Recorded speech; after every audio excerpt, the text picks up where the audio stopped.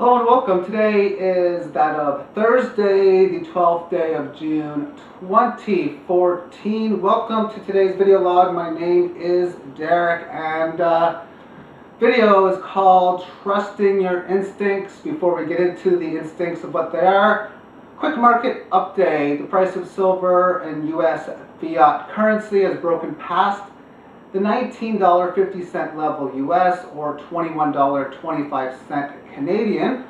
And 2 days ago on my chart analysis video for silver, I was mentioning, well, 19 has been support like 5-6 times and hasn't been resistance yet, although it was looking at that point like it might, but nothing to confirm that to be the case. So right now it's looking like it's not, and it's another support test.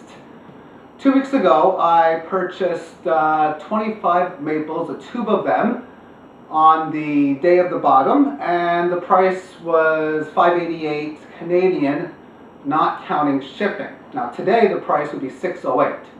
That's plus 20. What's that? 3.5, 3.6%. And as I was stating earlier, the volatility on silver, like 2/3, 3/4 of the days, lower than 2% per day. Movements have been quite low. Take it for what it's worth. Gold today is up as well, but interesting that palladium and platinum has had pretty poor days, with platinum down about 3% and palladium down about 5% so far on the session. Okay, so I bought 25 ounces 2 weeks ago. My instinct is you got to get it. I mean, you can wait for a 10-12% pullback, and considering you can only buy so many ounces, what's that, an extra couple ounces of silver?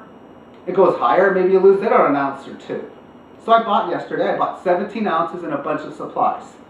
So that's pretty cool. I got 25 2 weeks ago, I got 17, I ordered 17 yesterday. That means I got 42 ounces more real money than I had before then. So that is pretty damn cool. I bought some supplies, the EZS cleaner I did buy, and we'll do some videos on that, which it'll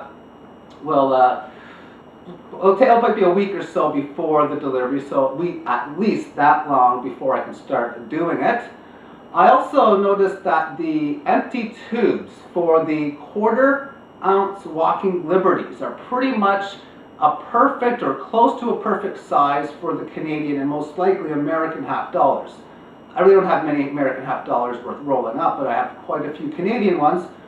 So it's something I purchased as well. And you have these dealers that will sell you these empty tubes, and really they're just recycling what they use, but they're good value. They're good for myself, just organizing my silver safe a lot better. But I watched the Maloney video. I'll put a link to it in the more information box. That was a couple days ago, as he was doing a education seminar in Vancouver, British Columbia, talking about how well, there's just so many of these nations. He's going over and over like 2 or 3 dozen within the last couple of years of what other countries are doing to not use the US currency.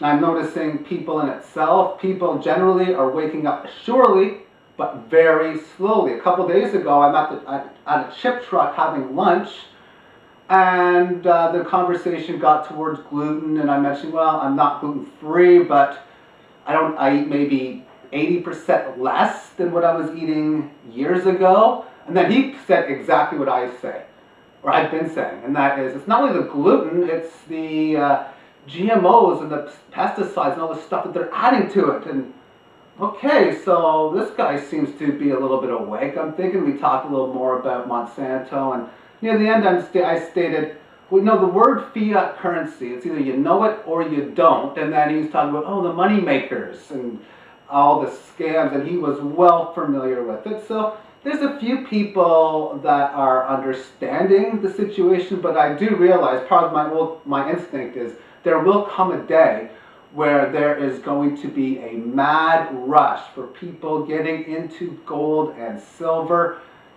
And I'm looking forward to that moment, and it'll be mind-boggling, the events that would take place in a situation like that, if it actually were, or when it does occur.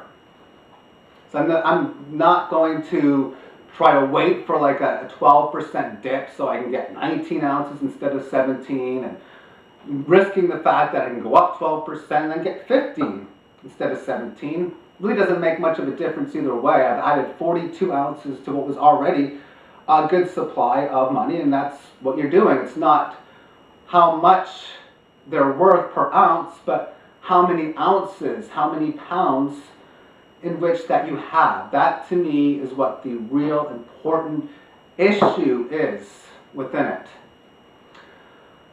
Okay, so I'd like to thank you for tuning into today's video, and I'll talk to you later on. Bye-bye.